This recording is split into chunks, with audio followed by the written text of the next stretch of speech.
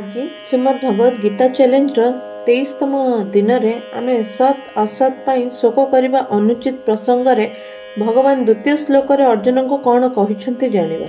एहि नोऽस्मिन् यथा देहे कौमारं यौवनं जरा तथा देहान्तर प्राप्तिर्धीरस्तत्र न मुह्यति।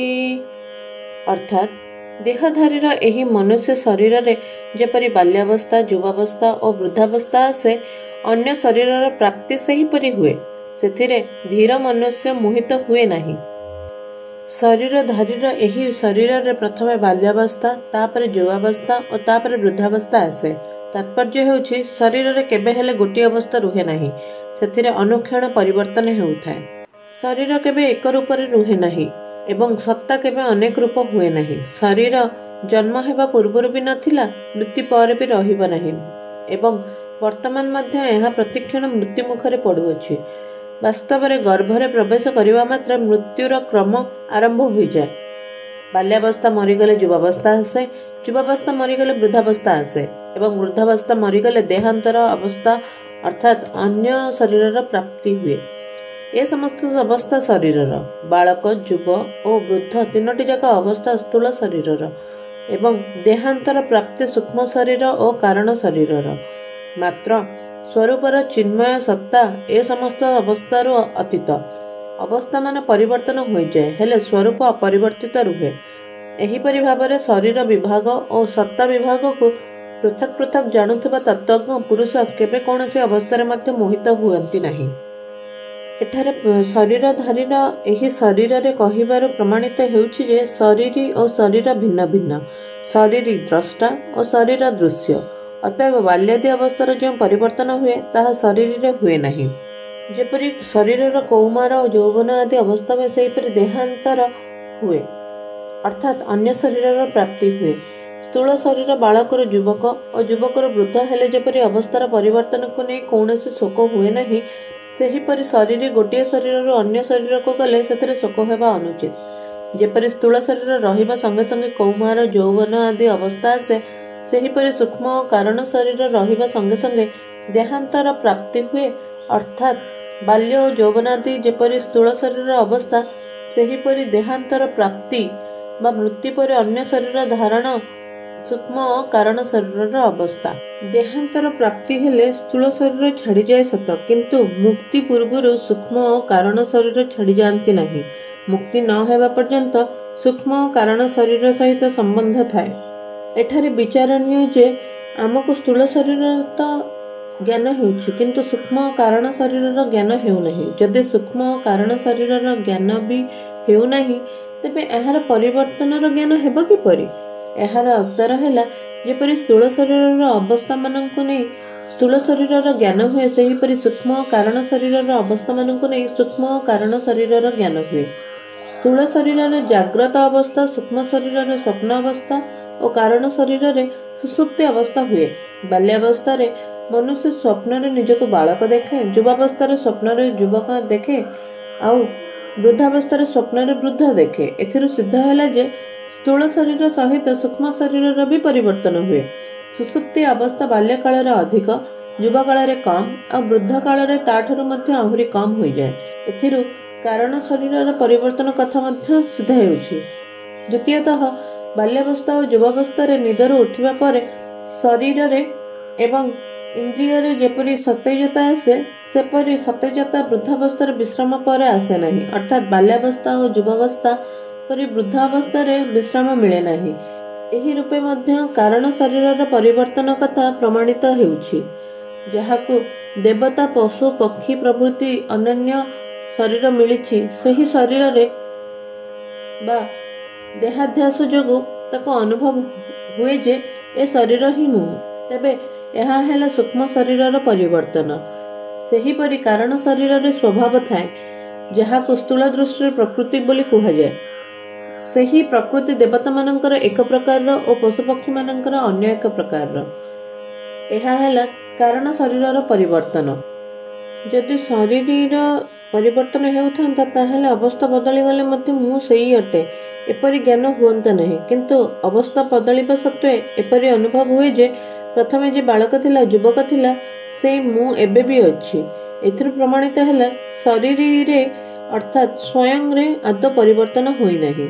ଏଠାରେ ସନ୍ଦେହ ହୋଇପାରେ ଯେ ସ୍ଥୂଳ ଶରୀର ବଦଳୁଥିବା ଜ୍ଞାନ ତ ହେଉଛି, କିନ୍ତୁ ଶରୀରାନ୍ତର ପ୍ରାପ୍ତି ହେଲା ପରେ ପୂର୍ବ ଶରୀରର ଜ୍ଞାନ କାହିଁକି ହେଉନାହିଁ? ପୂର୍ବ ଶରୀର ଜ୍ଞାନ ନ ହେବାର କାରଣ ମୃତ୍ୟୁ ଓ ଜନ୍ମ ସମୟରେ ବହୁତ କଷ୍ଟ ହୁଏ ଏବଂ ଏହି କଷ୍ଟ ହେତୁ ବୁଦ୍ଧିରେ ପୂର୍ବଜନ୍ମର ସ୍ମୃତି ରୁହେ ନାହିଁ।